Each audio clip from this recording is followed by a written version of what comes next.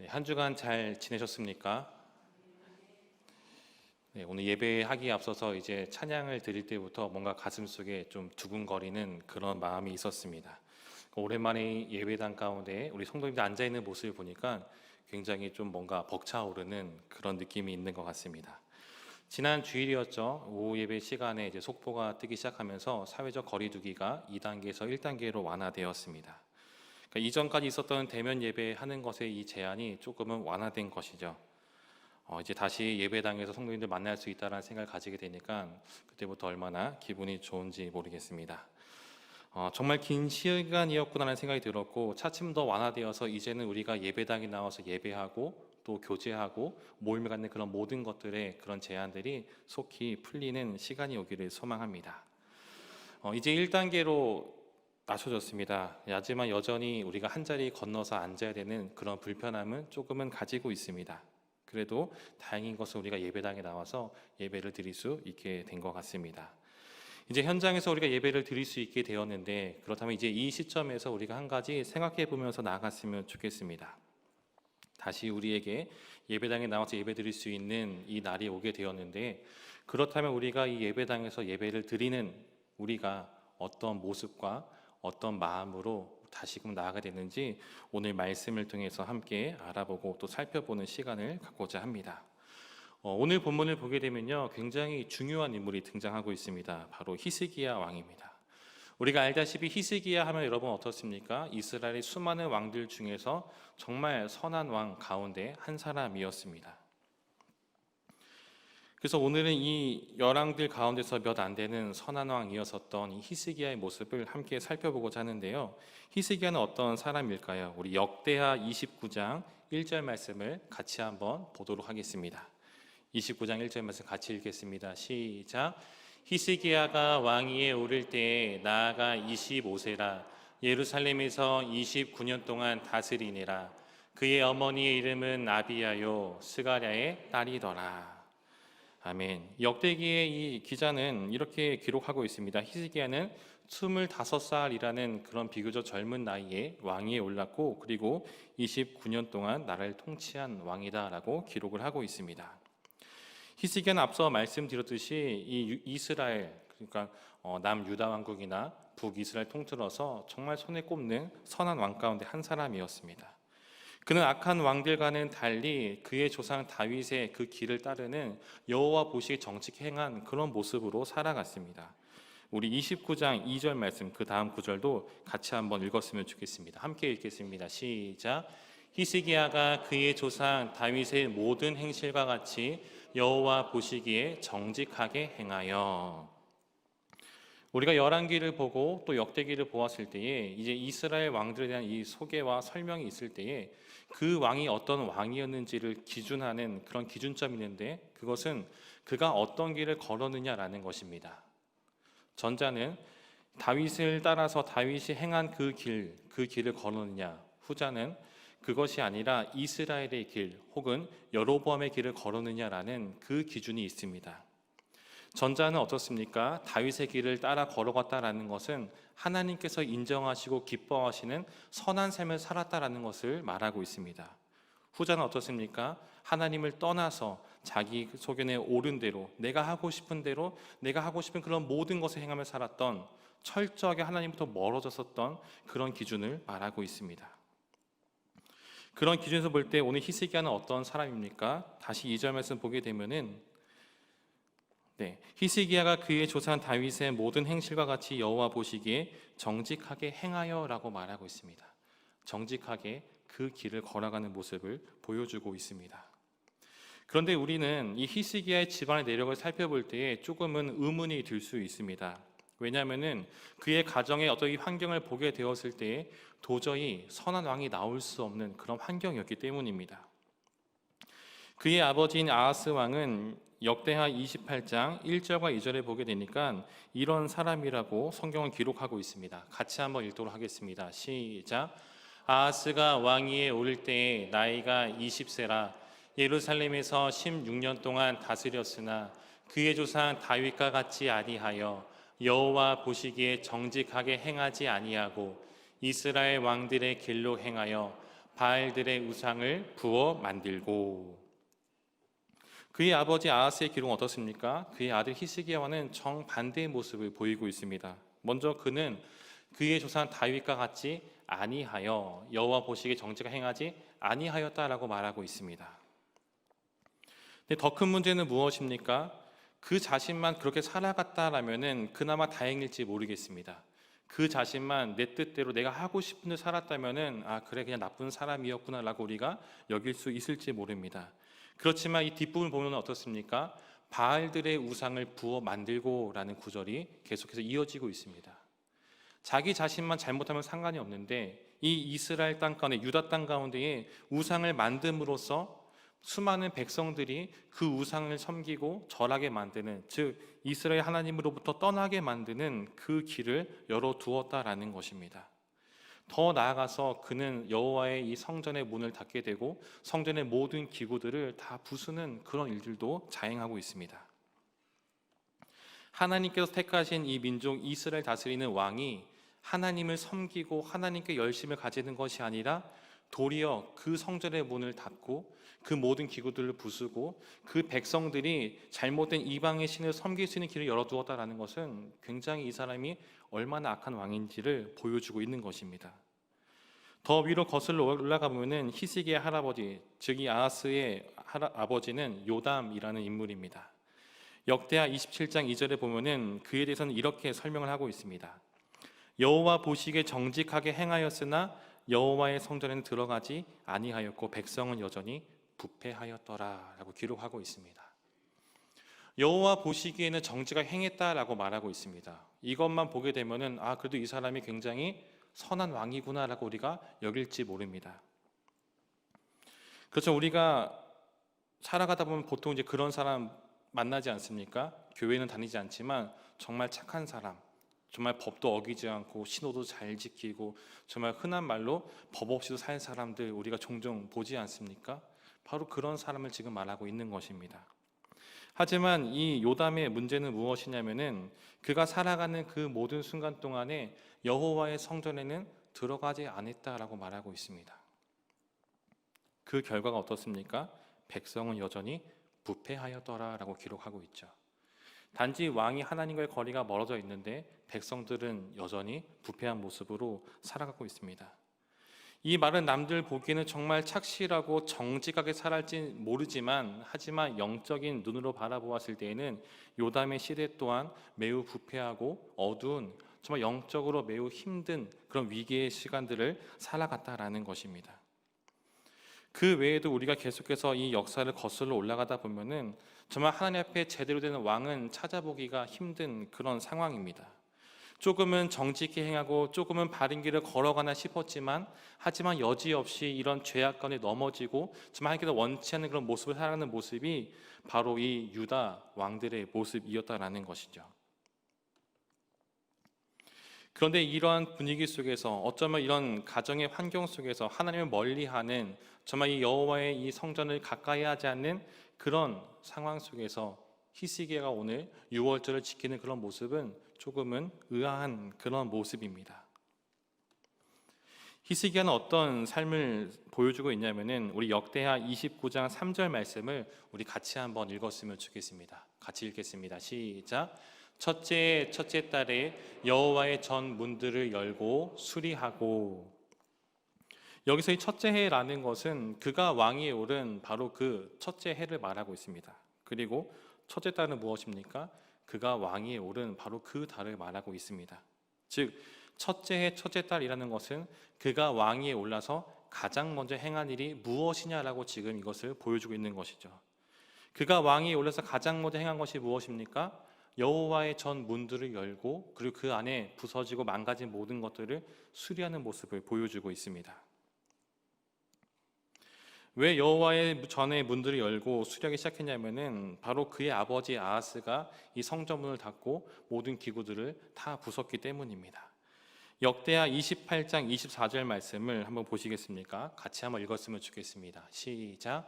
아하스가 하나님의 전의 기구들을 모아 하나님의 전의 기구들을 부수고 또 여호와의 전 문들을 닫고 예루살렘 구성마다 제단을 쌓고. 아버지가 부수고 닫아버린 이 성전을 그의 아들이 다시금 열고 수리하는 모습을 보여주고 있습니다. 굉장히 의아하지 않습니까? 여기서 우리는 한 가지 의문이 드는 것이죠. 그의 아버지와 할아버지 그리고 그 위의 선조들을 보았을 때 전혀 어떤 이런 신앙의 유산이 전해지지 않고 있는 그런 상황 가운데 어떻게 히스기야 하나님을 찾고 성전 문을 열고 그 성전의 모든 것들을 수리하고 회복시키는 것을 가장 먼저 행하고 있는 것인가? 상당히 의문스러운 그런 상황입니다. 그에 대한 이유는 우리가 29장 6절부터 9절을 보면 알 수 있는데요. 쉽게 말하면 요약하면 이겁니다. 이제 이 아하스 시대까지 어떤 일이 있었냐면은 이제 그 북이스라엘이 이 아람이랑 손을 잡고 남유다 왕국을 침공합니다. 그래서 처음에는 이 남유다 왕국이 그 침공에 잘 맞서 싸우다가 두 나라가 합세하면서 당하지 못하게 되자 아수르에게 정말 도움을 요청합니다. 그의 종이 되는 것을 정말 먼저 엎드림으로써 아수르의 도움을 받게 됩니다. 하지만 문제는 무엇입니까? 아수르가 그들을 도와주는 것 같았지만은 결국에는 그들의 뒤통수를 치고 그들을 압제하는 일이 벌어지게 되었습니다. 수많은 사람들이 북이스라엘의 그런 포로로 끌려가게 돼 북이스라엘의 수많은 사람들이 아수르의 포로로 끌려가게 되었고 남유다 왕국도 이 아수르의 위협 가운데 놓이게 된 것입니다. 수많은 군인들이 죽었고 수많은 백성들이 포로로 끌려가게 되었습니다.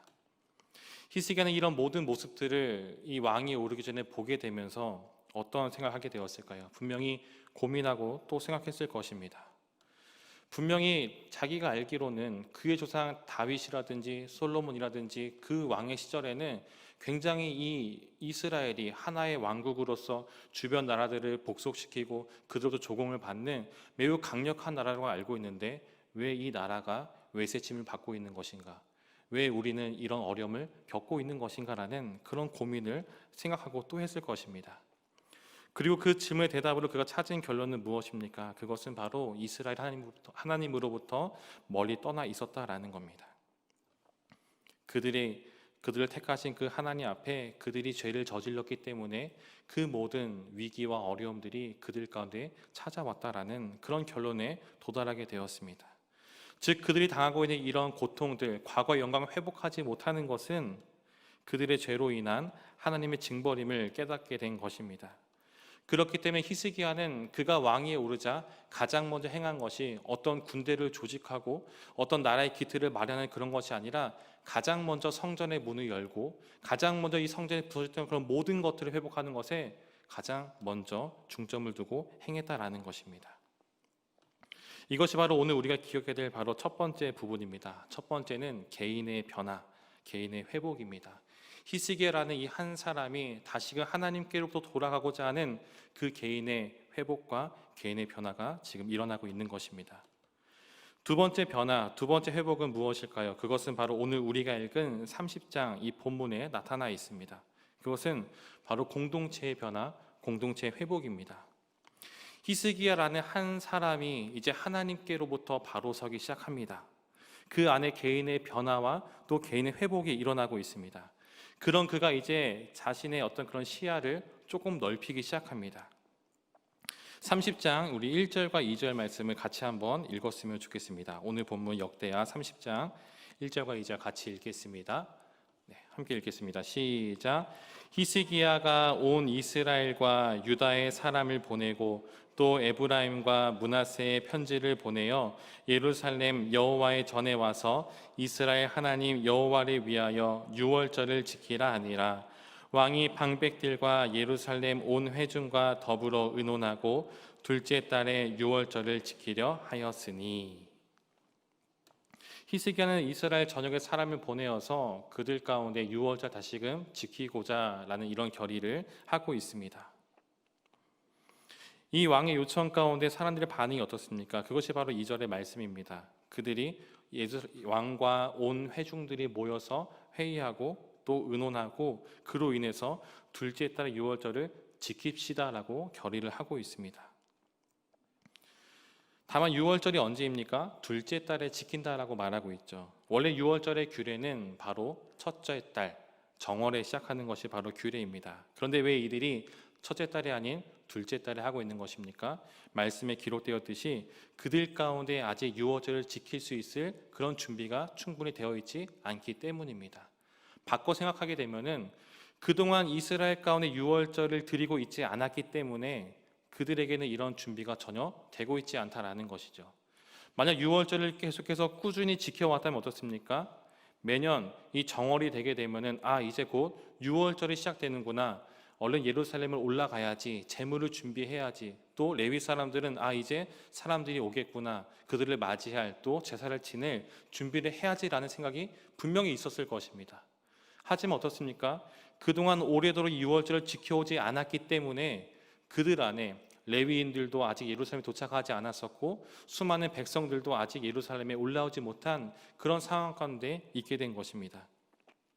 그렇기 때문에 히스기야와 그 온 방백들은 다시금 지키기로 결의한 이 유월절이 정말 하나님 앞에 온전히 드려질 수 있도록 충분히 준비할 수 있는 시간을 지금 확보하고자 둘째 달에 드리자라고 지금 결의하고 있는 것입니다.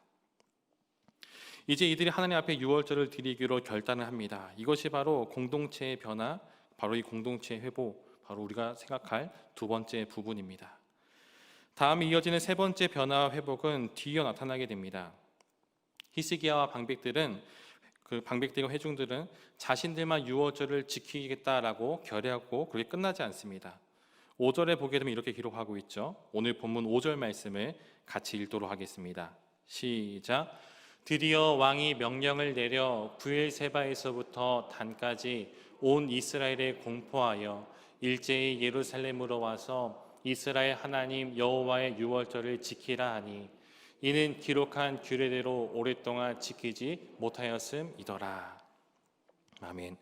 여기 보게 되면은 히스기야는 브엘세바에서부터 단까지 온 이스라엘을 공포한다라고 말하고 있습니다. 우리가 알다시피 브엘세바는 이스라엘의 최남단이고 또 단은 이스라엘 최북단입니다. 브엘세바에서부터 단까지라는 말은 온 이스라엘 전역을 의미하고 있는 것이죠. 히스기야는 그가 통치하고 있었던 남유다, 그가 다스린 그 남유다 왕국에만 국한한 것이 아니라 온 이스라엘, 북이스라엘 그 지역의 그 수많은 사람들에게도 여전히 그들에게도 하나님의 유월절을 지키고자 이렇게 결의하고 함께 나아갈 것을 지금 요청하고 있는 것입니다. 이제 6절에 보게 되면 이 보발꾼들을 통해서 남쪽부터 북쪽까지 샅샅이 여호와의 유월절을 지킬 사람들에게 그 소식을 전하고 함께 예루살렘에 모일 것을 이렇게 요청하고 있습니다. 이 당시 이스라엘은 두 개 나라로 쪼개져 있던 상태입니다. 북이스라엘은 이미 바로 이 직전에 이 아수르에게 멸망당해서 수많은 사람들이 포로로 끌려가고 몇몇의 이제 소수의 사람들이 그 땅에 있는 그런 상황이었습니다. 히스기야 방백들은 바로 이 포로로 끌려가지 않고 그 땅에 남아있는 그들의 동족 그 이스라엘에게 다시금 우리가 나와서 예배를 드리자, 다시 우리가 나와서 유월절을 지키자라고 지금 요청을 하고 있는 것입니다. 근데 여러분 반응이 어떻습니까? 북이스라엘 남은 사람들의 반응이 그렇습니까? 우리가 이제 같이 올라가서 예배를 드리겠습니다. 우리도 유월절을 지키겠습니다라고 말하는 것이 아니라 오늘 본문 10절 말씀 보게 되니까 그들의 기록을 이렇게 하고 있습니다. 보발꾼이 에브라임과 므낫세 지방 각 성읍으로 두루 다녀서 수불론까지 이르렀으나 사람들이 그들을 조롱하며 비웃었더라라고 말하고 있죠. 이 보발꾼들의 말을 그들이 어떻게 합니까? 조롱하며 비웃고 있습니다. 왜 그렇습니까? 이미 이 북쪽 지역은 북이스라엘은 이미 오래전부터 하나님부터 멀리 떨어져 있는 그런 상태였습니다. 그들에게는 이미 여로보암의 때로부터 우상을 숭배하기 시작했었고 그것이 점점 더 길어지다 보니까 더 이상 그들은 하나님을 예배하지 않는 모습을 보이고 있었습니다. 여러분, 이 하나님께 드린 제사의 모습 우리가 알다시피 어떻습니까? 굉장히 상상만 해도 정말 그 피가 난무하는 그런 각을 뜨게 되고 목을 쳐야 되고 정말 그 짐승의 그런 모든 그런 것들을 다 처리해야 됩니다. 제사를 한번 드리게 되면 어떻습니까? 이 의복이 다 피로 물들게 되겠죠. 굉장히 피범벅이 되는 그런 상황이 벌어지게 될 것입니다. 또 어떻습니까? 정말 그 하나하나 너무도 까다로운 그런 모습 가운데에 어쩌면 좀 너무도 엄숙하고 재미없는 그런 모습이 그들 가운데 있었을지도 모릅니다. 이에 반해서 이방 신들을 섬긴다라는 것은 어떻습니까? 우상을 숭배한다라는 것은 정말로 우리가 말로 표현할 수 없는 육체의 쾌락과 그런 즐거움이 극대화된 것이 바로 이방인의 제사고 그들의 예배의 모습이었습니다. 육체적인 어떤 그런 쾌락에 취하다 보니까 그들은 어떻죠? 정말로 이 딱딱한 하나님 등을 제사를 드리는 것을 거부한 채 자신의 육체에 즐거움을 주는 이방 신들에게 그 모든 것들을 빼앗기게 되었다라는 것입니다. 이미 우상을 숭배하는 문화가 그들의 삶 가운데 너무도 뿌리 깊게 박혀 있었다라는 것이죠. 근데 오늘 본문을 보게 되면은 북쪽에 있었던 그 사람들, 남겨진 그 사람들 모두가 다 그런 반응을 보였다라는 것은 아니라는 것입니다. 11절 말씀 보게 되니까 이렇게 말하고 있죠. 11절 보면은 그러나 아셀과 므낫세와 스불론 중에서 몇 사람이 스스로 겸손한 마음으로 예루살렘에 이르렀고, 수많은 사람들이 남겨진 그 사람들의 대부분이 정말 그 조롱하고 비웃었지만 그들 가운데 소수의 몇 사람들은 마음을 겸손하게 하고 예루살렘에 이르렀고 유월절을 지키기 위해서 함께 모이는 모습을 지금 보이고 있습니다. 바로 이것이 세 번째로 나타나는 변화와 회복입니다. 그 남유다 왕국의 공동체에 벗어난 그 공동체 바깥에 있었던 사람들, 그들에게도 오늘 이 변화와 회복이 일어나고 있습니다. 이러한 변화와 회복 속에서 오늘 유월절 규례가 시작되고 있습니다. 우리가 정말 잘 아는 것처럼 이스라엘의 규례는 그 하루만 지키고 끝나는 것이 아니라 일주일 동안의 절기를 지키게 됩니다. 하나님께 예배를 드리고 또 서로가 서로와 그런 교제를 나눔으로써 축제를 벌이고 있는 것이죠. 이제 마지막 7일이 끝났습니다. 모든 절기가 끝나고 이제는 고향으로 돌아가야 됩니다. 다시 삶의 터전으로 돌아가야 하죠. 근데 계속 말씀을 보게 되니까 여러분 어떻습니까? 각자 자기의 집으로 고향을 돌아가야 되는데 23절 말씀 보게 되면은 어떤 기록이 있는지 우리 같이 한번 읽도록 하겠습니다. 23절 말씀입니다. 시작. 온 회중이 다시 7일을 지키기로 결의하고 이에 또 7일을 즐겁게 지켰더라. 아멘. 여러분 이 말이 무슨 말일까요?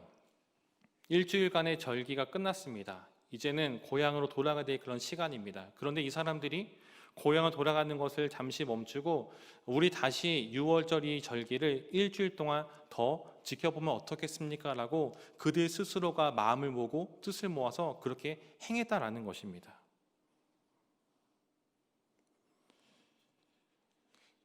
쉽게 말하면 우리가 어떤 연휴를 즐기고 난 이후에 이 연휴가 아쉬워서 너무 즐거웠기 때문에 연휴를 한 번 더 지내겠다라는 그 정도의 의미랑은 사실은 조금 비교하기가 힘든 것 같습니다.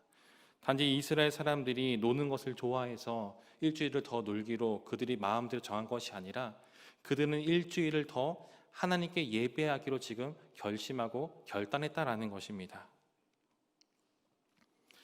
이들이 다시 7일을 지키자고 결의한 것은 이전에 끊어졌었던 유월절을 다시 지킴으로써 그 예배 가운데 그 절기 가운데 임한 하나님의 은혜, 정말 하나님의 그 임재를 경험했기 때문에 정말 이전에 그들이 즐겨왔었던 이방신을 섬겼을 때 경험한 그런 기쁨, 육체적인 쾌락, 정말 그들의 어떤 그런 인간적인 즐거움과는 비교조차 할 수 없는 정말 하나님만이 줄 수 있는 그 은혜를 경험했기 때문에 이들은 그 은혜를 더 누리고자 일주일을 더 지키기로 결심했다라는 것입니다. 쉽게 말하면은 이들은 예배의 기쁨과 감격을 알게 된 것이다라는 겁니다. 이 예배의 즐거움과 감격을 맛보고 나니 오히려 이들은 이 예배의 이 기쁨을 아쉬워해서 집에 가기를 거부하고 다시 7일을 즐겁게 이 절기를 지킬 것을 결의했던 것입니다. 여러분 놀랍지 않습니까? 어쩌면 세상의 문화의 심취해서 육체의 쾌락을 쫓고 자신에게 어떤 즐거움을 주고 만족감을 주는 것을 쫓아왔었던 그들이 하나님 앞에 예배를 드리고 그것이 너무도 기쁘고 즐거워서 다시 더 일주일의 시간을 더 드리면서 그 예배하는 그런 모습을 보이고 있습니다. 역대기의 저자는 이들의 예배가 어떠했는지 이렇게 설명하고 있습니다. 우리 26절 말씀을 같이 한번 읽도록 하겠습니다. 시작. 예루살렘에 큰 기쁨이 있었으니 이스라엘 왕 다윗의 아들 솔로몬 때로부터 이러한 기쁨이 예루살렘에 없었더라. 꽤 오랫동안 정말 그동안 끊어져 왔었던 이 예루살렘에 큰 기쁨이 임했다라고 말하고 있습니다. 다윗의 아들 솔로몬 때로부터 이런 기쁨이 없었다라고 말하고 있습니다. 진짜 기쁨이 없었을까요? 그 긴 시간 동안에 그들은 너무도 우울하고 슬픈 그런 상태에 있었을까요? 그것은 아마 아닐 것입니다. 그들은 충분히 즐기고 있었고 충분히 기뻐하는 그런 삶을 살아왔을 것입니다. 그래서 여기서 말하는 기쁨은 우리가 그렇게 생각하는 세상에서 얻을 수 있는 어떤 내가 무언가를 성취해서 무언가를 노력해서 혹은 내가 무언가를 얻음으로 인해서 오는 그런 기쁨을 말하는 것이 아닙니다. 오늘 역대기 저자는 다윗의 아들 솔로몬 때로부터라고 분명히 명시하고 있습니다. 솔로몬 때에 어떤 기쁨이 있었습니까? 성전을 봉헌하고 그 성전을 봉헌하는 그 예배 현장 가운데에 정말 그 구름이 여호와의 전에 가득하면서 모든 사람 하나님의 임재를 경험한 바로 그 사건을 말하고 있습니다. 그때로부터 오늘 이 히스기야가 6월절 지내는 이 시기까지 이러한 영적인 예배, 영적인 기쁨, 그 충만함은 그 이스라엘 모든 사람들이 누리지 못했다라는 것입니다.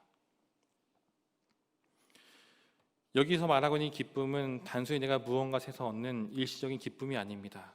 오랜 전쟁과 외세의 침입, 혼탁한 사회생활이 계속되는 예루살렘 가운데 6월절 통해서 진정한 영적인 기쁨이 지금 회복된 것입니다. 세상 그 무엇과도 비교할 수 없는 오직 하나님만이 주실 수 있는 그 참된 기쁨이 그들 가운데 임하고 그리고 이들은 그것을 이 6월절을 통해서 경험하게 된 것입니다. 또 이 6월절은 단순히 이들만의 축제가 아니었습니다. 여러분 27절 말씀도 같이 한번 보시겠습니까? 27절 함께 읽겠습니다. 시작. 그때의 제사장들과 레위 사람들이 일어나서 백성을 위하여 축복하였으니 그 소리가 하늘에 들리고 그 기도가 여호와의 거룩한 처소 하늘에 이르렀더라. 아멘. 이 기쁨의 축제, 이 기쁨의 절기가 단지 땅에서만 이루어지고 즉 그 절기에 참여한 이스라엘 그 사람들만 누리는 정말 우리만 즐기고 정말 그렇게 행복했었다 즐거웠었다로 끝나는 것이 아니라 이 예배의 기쁨과 감격이 어디까지 이릅니까? 바로 하나님의 거룩한 처소가 있는 하늘에까지 이르렀다고 지금 말하고 있습니다.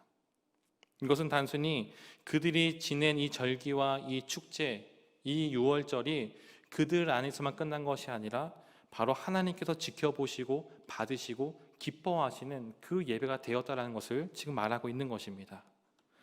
사랑하는 성도 여러분, 참된 예배는 바로 이러한 하나님의 소통이 일어나는 것입니다. 일방적으로 내가 드리고 싶은 모습으로 단지 내 기분이 좋고 분위기가 조성되어 있고 정말 오늘 예배가 정말 재밌었다, 오늘 예배 뭔가 좀 만족스러워라고 말하는 그런 일방적인 내 기분과 감정에 취해 있는 것이 아니라 참된 예배는 내가 하나님께 드리는 일방적인 것이 아니라 하나님과의 소통이 일어날 때에 정말 그 모든 사람들이 또 하나님과 더불어 교제할 때에 나타난다라는 것입니다. 우리는 하나님께 영과 진리 예배를 드리고 하나님께서는 우리의 모든 것을 다한 그 예배를 기뻐 받으시고 우리에게 은혜를 내려주시는 것, 그것이 바로 참된 예배의 모습이라는 것이죠. 그리고 이 소통에서 오는 기쁨과 감격은 그것을 경험해본 사람만이 알 수 있습니다. 오늘 우리의 예배가 그리고 우리가 드려지는 이 모든 예배가 그런 예배가 되기를 소망합니다. 단지 우리가 이렇게 많이 모였다고 해서 다시 예배당에 나왔다고 해서 너무 감격스러워, 너무 뿌듯해 라고 여기서 끝나는 것이 아니라 우리가 드린 예배가 하나님께 상달되고 또 하나님께서 그 예배를 기뻐 받으심이 하여서 하나님의 은혜가 우리 모두에게 충만히 임하는 그 은혜가 있기를 간절히 소망합니다. 그리고 더 중요한 것이 있습니다. 이들은 단지 6월절만 그리고 축제만 즐긴 것으로 끝나지 않습니다. 기쁨과 흥분을 뒤로 한 채 다시 일상으로 돌아가는 모습을 보이고 있지 않습니다. 오늘 읽지는 않았는데요, 31장 1절 말씀을 같이 한번 읽었으면 좋겠습니다. 31장 1절 말씀 같이 읽겠습니다. 시작. 이 모든 일이 끝남에 거기에 있는 이스라엘 무리가 나가서 유다 여러 성읍에 이르러 주상들을 깨뜨리며 아세라 목상들을 찍으며 유다와 베냐민과 에브라임과 므낫세 온 땅에서 산당들과 제단들을 제거하여 없애고 이스라엘 모든 자손이 각각 자기들의 본성 기업으로 돌아갔더라. 아멘. 여러분, 무엇입니까? 어떤 모습이 이어지고 있습니까? 바로 삶의 변화가 이어지고 있다라는 것이죠. 이들은 오랫동안 끊어졌었던 이 6월절을 정말 하나님께 다시금 제사를 예배를 드리게 되었을 때에 단지 이들의 어떤 예배의 모습, 그들의 종교가 달라진 것에서 끝나는 것이 아니라 이들의 삶이 변화가 되는 놀라운 일들로 이렇게 바뀌고 있다라는 것입니다. 이전에 이 사람들이 우상을 벗으면 어떻습니까? 우상에게 절하고 우상을 경배하고 우상을 예배했다면은 이제 6월절에 그 기쁨과 감격을 회복한 이들이 다시 우상을 바라볼 때 어떻습니까? 그것을 하나님께서 기뻐하지 않는 가증한 것이기 때문에 과감히 그것을 섬기는 것이 아니라 찍어버리고 없애버리는 그 일들이 일어나고 있다라는 것이죠. 예루살렘으로부터 이스라엘 전역에 이르기까지 그들이 가는 곳곳마다 보이는 모든 우상들을 제거하기 시작합니다. 한 번의 예배가, 이 예배의 회복이 이들의 삶을 변화시키고 있다라는 것이죠. 이런 예배를 우리 모든 열방의 성도들이 꿈꾸기를 소망합니다. 기쁨과 감격이 있는 예배, 그리고 단지 그 기쁨과 감격이 이 예배당 안에서만 국한된 것이 아니라 이 예배당을 벗어나서도 여전히 우리의 삶을 지배하고 우리의 삶 가운데 드러나서 우리의 삶이 변화가 되는 그런 놀라운 일들이 계속해서 이어지기를 소망합니다. 그런데 이 예배를 드리기 위해서 우리가 기억해야 할 것이 있습니다. 그것은 나만의 변화, 나만의 회복으로는 할 수 없다라는 것이죠. 오늘 본문에서 히스기야가 여호와의 전의 문을 열고 하나님의 성전에 부었던 그런 모든 것들을 수리하는 그 일에서 멈췄다면은, 그 자신만 하나님을 섬기는 것에서 끝났다면은 어쩌면 오늘 이 기쁨과 감격은 이렇게 크게 나타나지 않았을지도 모릅니다. 또 우리 공동체의 변화 회복만으로도 할 수가 없습니다. 단지 이스라엘이 이 남유다 왕국이 그들 안에서만 이 회복을 바라보면서 그것을 꿈꾸며 살아왔다면 이 기쁨과 감격도 계속해서 더 퍼져나지 못했을 것입니다. 바꿔 생각하면은 이 예배의 기쁨과 감격이 우리 열방의 성도님들, 그러니까 우리 교회 안에서만 우리가 추구하고 우리만 누리고자 한다면, 정말 너무도 폐쇄적인 모습으로 우리만 누리고자 한다면 그것은 우리만의 축제가 되고 우리만의 즐거움이 될지도 모릅니다. 오늘 예배의 변화의 모습이 어디까지 이어집니까? 공동체를 벗어나서 공동체 밖에 있었던 그 주관 그 영혼들에게도 그 복음이 들려지고 그들이 함께 나와서 예배를 드리게 되었을 때에 이스라엘 전역 가운데 이전에 정말 그 솔로몬 이후로부터 경험하지 못했던 그 기쁨이 그들까지 임하게 된 것입니다. 바꿔 말하면은 이 기쁨과 이 예배의 감격과 회복이 오늘 우리 열방교회 성도님들만 누리고 그 안에서만 끝나는 것이 아니라 더 나아가서 우리 교회 주변에 주하는 그 수많은 영혼들 가운데, 또 아직 주의 복음과 이 사랑을 모르는 이 땅의 수많은 사람들 가운데 그것을 전하는 모습이 우리 안에 있어야 한다라는 것입니다. 이러한 기쁨과 감격의 예배가 우리 안에 있을 때 우리의 삶에도 분명한 변화들이 일어나게 될 것입니다. 즉 참된 예배의 기쁨을 경험하고 맛본 사람만이 진정한 삶의 변화를 이루어갈 수 있다라는 것입니다. 우리의 인생은 예배를 통해서 변화될 수 있습니다. 참된 예배를 경험한 자만이 주님께서 원하시고 기뻐하시는 모습으로 나아갈 수가 있는 것입니다. 말씀을 정리하겠습니다. 오늘 본문에 나타난 예배 회복을 위한 그 모습들, 개인이 변화가 되고 공동체가 변화가 되고 또 공동체 밖에 있는 사람들도 변화가 일어나는 그 놀라운 일들이 오늘 우리의 시대 가운데도 일어나기를 소망합니다. 나의 삶 속에서도 우리 열방의 공동체 안에서도 그리고 이 공동체 밖에 있는 수많은 영혼들에게도 여전히 동일하게 이 은혜가 넘쳐나기를 소망합니다.